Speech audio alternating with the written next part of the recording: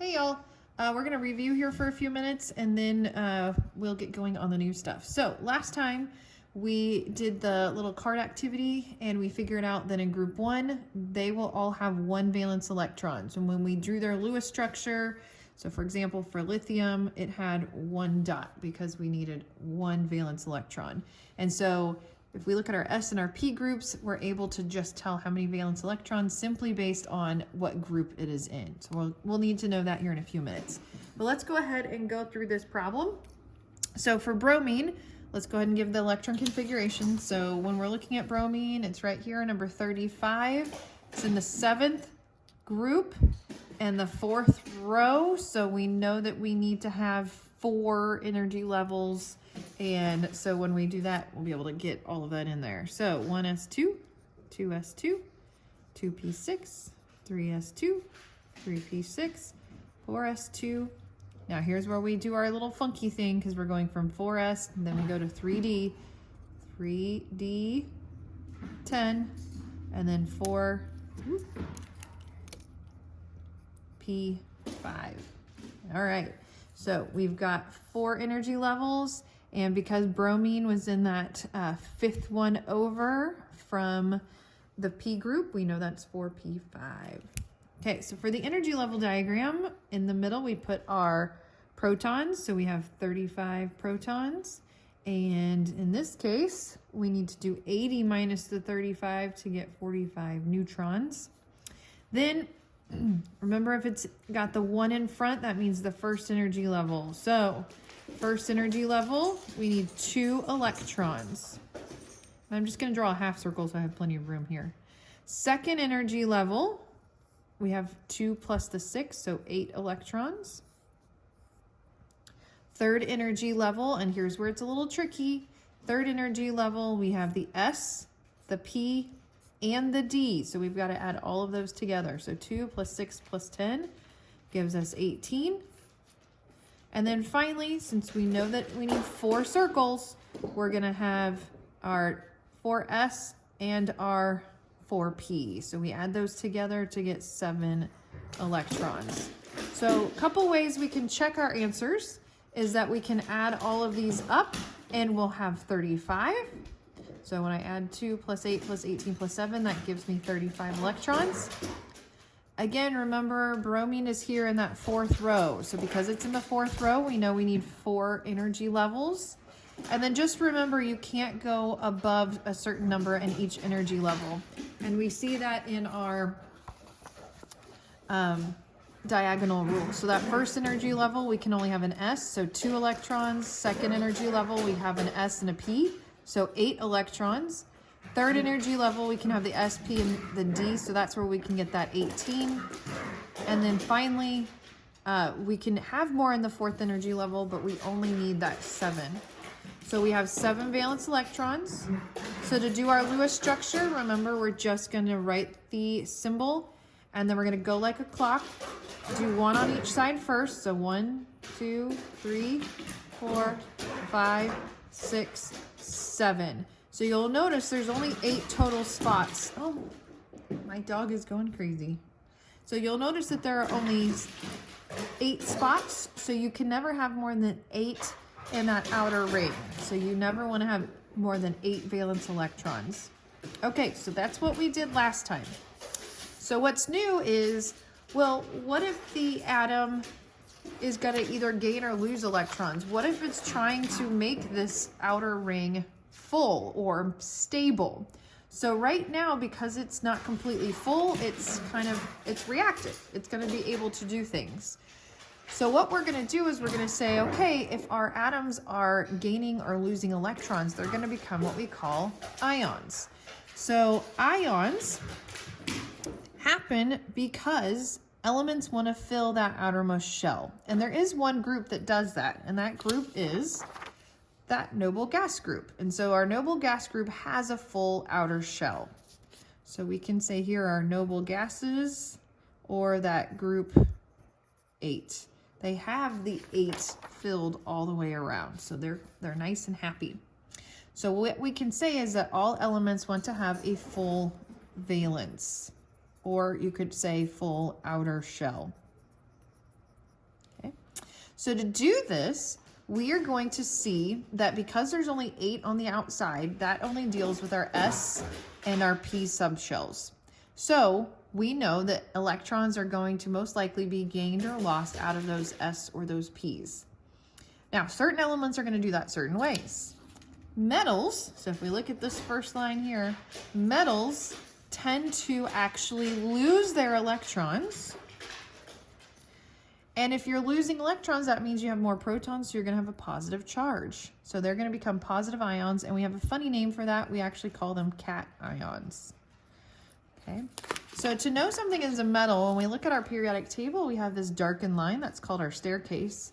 So everything to the left of our staircase are our metals. So we know everything over here is going to most likely lose electrons to become like its nearest noble gas. So for example, potassium would lose 1 so that it would be like argon. Now, going the other way though, if we have a non-metal, they're going to do the opposite. They're going to want to gain electrons to become, and if they have more electrons, that means they're more negative. And then those are called anions. So one way to remember this is cats are fun, right? They're kind of silly little creatures. So that's funny. That's positive. Cations are positive. But think of ant or anti. Anti is bad. So those are negative. Okay. Now that means if all of these to the left of the staircase are our metals, everything to the right of our staircase are the non-metals. So for example, chlorine wants to gain an electron to become like argon so that it has 18 electrons.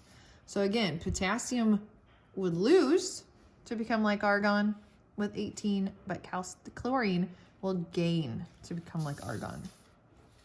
So let's take a look at our sodium example. Sodium's electron configuration is normally this. That means it has 1 valence electron hanging out there by itself. So it's not very stable. What it's able to do though is very easily lose that one so that it has an electron configuration just like neon. So let's look at that on the energy level diagram. So sodium has 11 protons and 12 neutrons. And then it has 2 on the first energy level, 8 on the second energy level, and finally that 1 on the third energy level. So again, it wants to lose it. Now if we look at neon, neon has 10 protons and 10 neutrons, and then it just has 2 and 8. So it's got 8 valence, so it's nice and stable. So sodium is going to lose this electron, and when it does that, it now has only 10 electrons but 11 protons. So that's why it's going to have a positive charge. So you can see it written as a Na1+. So that would be the sodium ion because it has lost an electron to become a positive ion. Okay, so now this one is asking us to try bromine. So let's take a look at bromine. Bromine's electron configuration we just did on that last page over here. So we'll go ahead and use that. We'll look at its energy level diagram. And so we see that it has 7 on the outside. Well, it's a non-metal. It's over here. So it's going to make much more sense to gain 1 electron to get to that 8 than it is going to lose 7. So when it gains that 1 electron, let's go ahead and do that. So we have bromine with 35 protons and 45 neutrons. So 2, 8, 18, and again, it normally has 7, but to become stable, it's going to gain an electron so that it has 8. So now it has 36 electrons, 35 protons. So that means it has 1 more negative charge than positive charge. So we would say that that is the ion with a -1 charge because now it has 1 more electron than proton. We actually call this the bromide ion. We're going to talk about that later, but we're just really concentrating on what are these outer electrons going to do? Are they going to lose them like a metal? Or are they going to gain them like a non-metal? So So just like we learned before, where we have our valence electrons of 1, 2, 3, 4, 5, 6, 7, 8 going across our periodic table, we can do that same idea with our ion charges. So with our ion charges, I want you to write this on the top of your little activity that we did last time, our periodic table. So we know that everything in column 1 has 1 valence, so it's going to lose that valence. And when it does, it's going to become a +1. That was that sodium example. And then it's going to go in a very similar order. So +1, +2, +3. That middle column though right here, it's going to have 4 valence electrons. So it can either lose those 4 or gain those 4. It's really not even going to do that. It's normally going to share, but we're going to get to that in a later unit. Now, here's where it gets a little funny though. After that point, so after this point right here, now, remember, these are going to be our nonmetals over here. So they're going to be gaining instead of losing. So that group that has nitrogen at the top, it's going to gain 3 because it has 5 valence electrons. So it needs to gain 1, 2, 3 more electrons to get to 8. So that's why you'll see a -3, a -2, a -1. And then normally on top of that noble gas column, we see the 0. Okay, so let's take a look at an example. Right here we have 9 protons, but we have 10 electrons. So let's take a look at our periodic table. 9 protons tells us it's fluorine, but it has gained 1 more electron. It has 10 electrons, so that means it's going to have a 1- charge. Again, we could check fluorine is right here in that 1- column. So if we look at this next example, we see there's 51 protons. So let's go to 51 on our periodic table. That is antimony. It's right here. It's on that staircase, so it's a little tricky, but let's take a look at it. It has 5 electrons. So that group with 5 electrons tells me it's a -3. So that means it wants to gain the 3 to get to the noble gas. So again, it's easier to gain 1, 2, 3 than it is to lose electrons to get back all the way back over here. So it wants to gain 3 because it's going to be more stable to gain those 3 than it is going to be to lose 5. Okay. When it does that, when it gains 3 more electrons, it becomes like xenon. 1, 2, 3. It's now going to have 54 electrons. So it's Sb is its symbol, and because it gained 3 negative electrons, it will be a -3. So let's take a look at this one right here. This is O2 minus, so that means this is oxygen. It has 8. It's going to gain 1, 2 to get to that 10 like the neon. And because it's a negative, remember negative is anti, so that's going to be the anion. Magnesium. Magnesium is in the second group, so that's why we see a +2. So what it did is it lost 1, 2 to get to neon. And so because it lost, we know that that is a cation because it's got a positive ion.